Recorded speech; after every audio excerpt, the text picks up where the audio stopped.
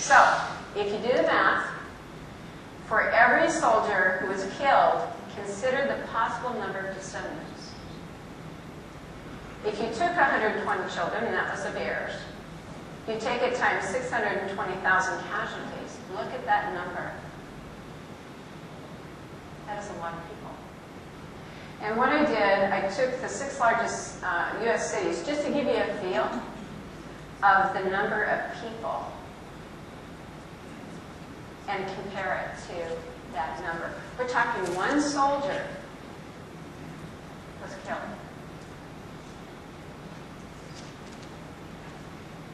Now, you might have guessed, go to the next one.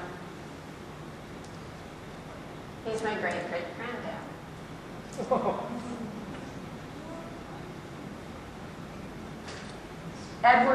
Albert Ayres. Here's Abigail. If my pointer works. No longer works. Okay, we'll just follow. Abigail Josephine Ayres. And according to my mom, they always called her Josie.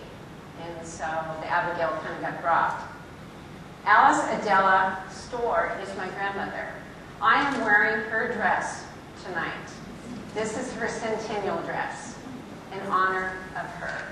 And you'll also notice that my middle name is Alice. So there's a bit of a connection there. And then my mom, Clarice May Gabel. And Mom, raise your hand.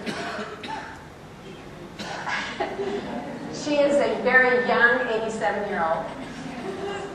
And she always comes to my presentations, so that's real sweet. So, and then there I am. I really don't always wear my hair like this. This is a Civil War hairdo with short hair, is basically what it is. Okay, now, going on to the left, this is, Leroy's my brother, Jack is my brother, Leroy and Sydney's here, raise your hand. Sydney is Greg's mom. Leroy and Sydney had Greg. He is their oldest son, and he went into the military.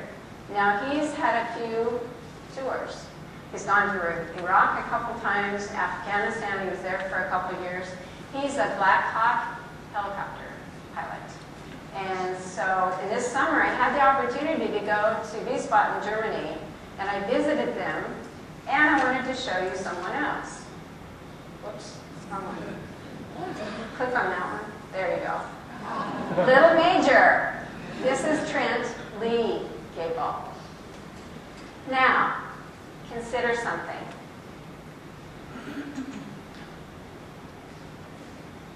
What if? Isn't that a wonderful phrase? What if? What if I had not lost my car keys? But what if? This, again, was the original hit. What if that mini ball had struck 1 centimeter posterior, meaning back, from that spot? What would happen? Okay, you have to take yours.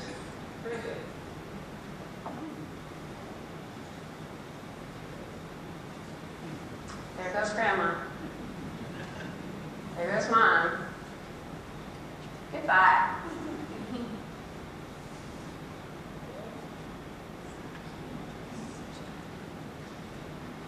All of those people would be gone.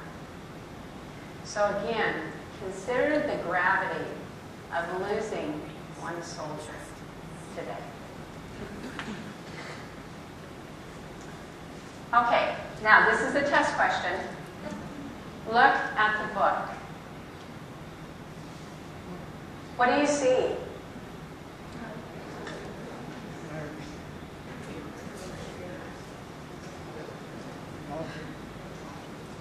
Look at the bottom.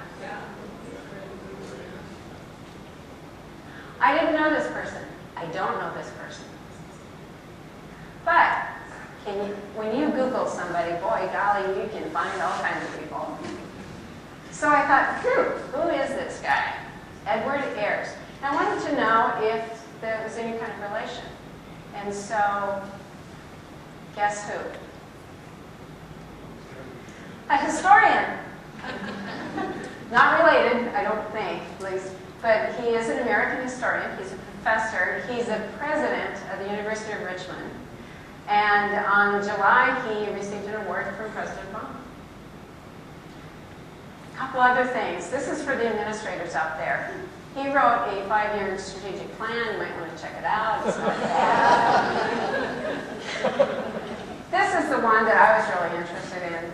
And again, this is for all the history people.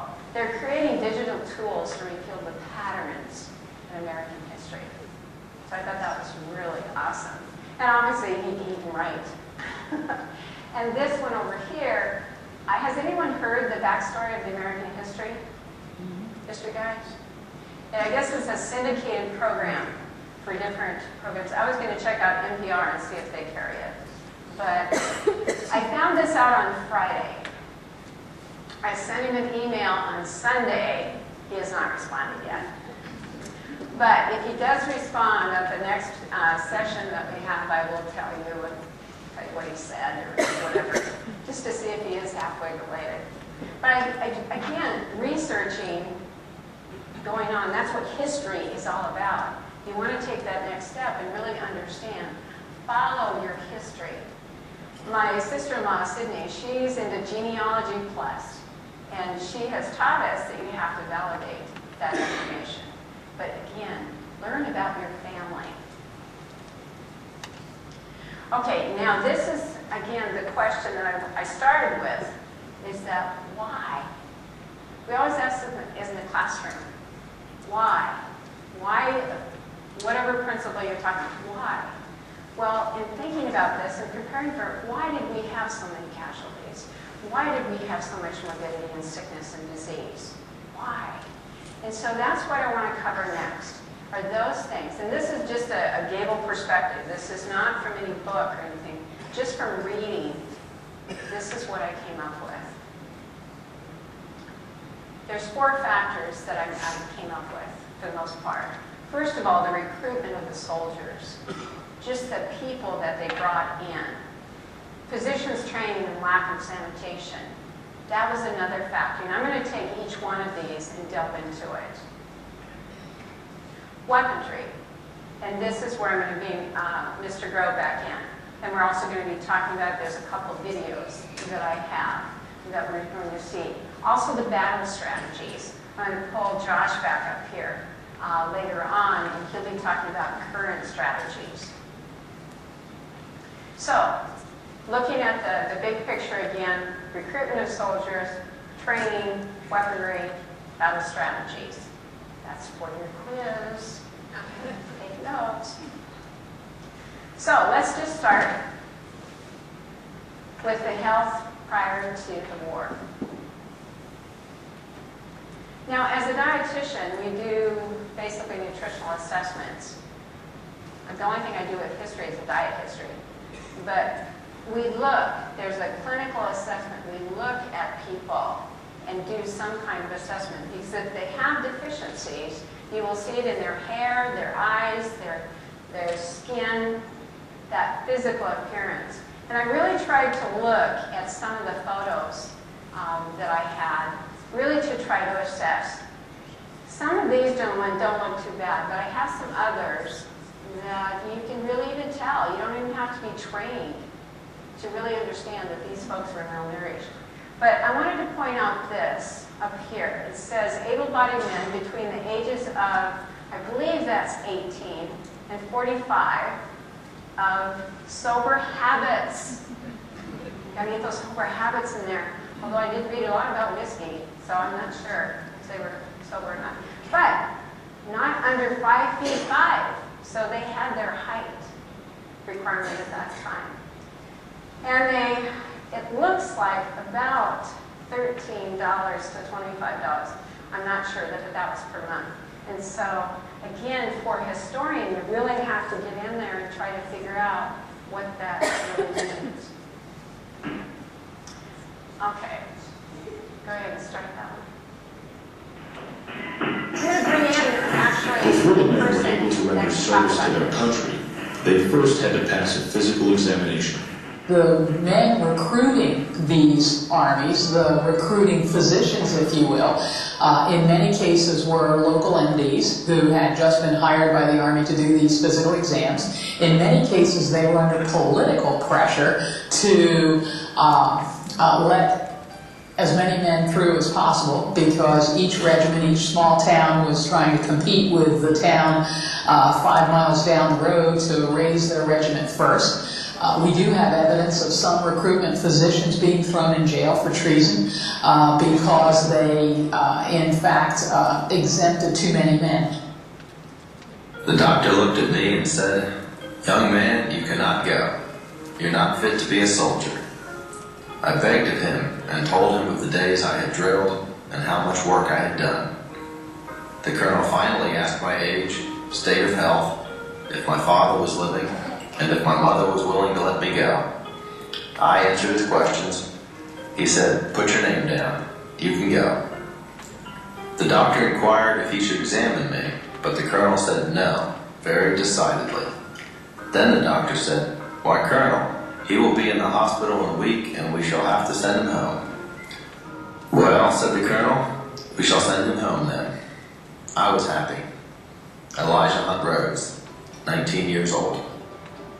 Some surgeons did follow the rules and looked carefully at the health of the men, but many of them didn't. Probably the best example, or the best way to illustrate this, is that we now know that several hundreds, if not perhaps thousands, of women served in the armies of both the North and the South without being noticed on their physical exam, which shows how thorough it was to begin with. I must tell you that we got a female sesh here. She was wounded at Gettysburg, but our doctors soon found her out. I have not seen her, but they say she is very good looking. The poor girl has lost a leg. It is a great pity she did not stay at home with her mother. Union soldier, Army General Hospital in Chester, Pennsylvania, July 1863. As these young men moved into these camp settings, the camps are set up in very close living quarters. 10, 12, in some cases 20 men are going to be put into one large tent. The tents are going to be tightly packed together. You now have a lot of young men with very close interaction with others. It's important to realize that most men in the Civil War period, and most individuals, lived in a rural area, in a rural environment. In many cases, these young men came from farms where they would have had very little contact with others beyond their family members. They may have gone into a local town on the weekends, but been in contact with maybe 100 or 200 other people during their lives. Now, for the first time in their lives, they're put together with literally thousands and thousands of other young men from all areas of the country. The very first thing they begin to do is share germs. These young men, we now know, looking back, can say, had really not fully developed their immune systems. They had never, in many cases, been exposed to a lot of the infectious diseases, so they had built up no immunity. And they then were very likely to develop these diseases as soon as they came in contact with other individuals carrying the various microbes. We began to see in these early camps of instructions massive outbreaks of measles, mumps, diphtheria, what would now be known as, really, and were known then as, childhood diseases. But these were young men who had never been exposed to them before.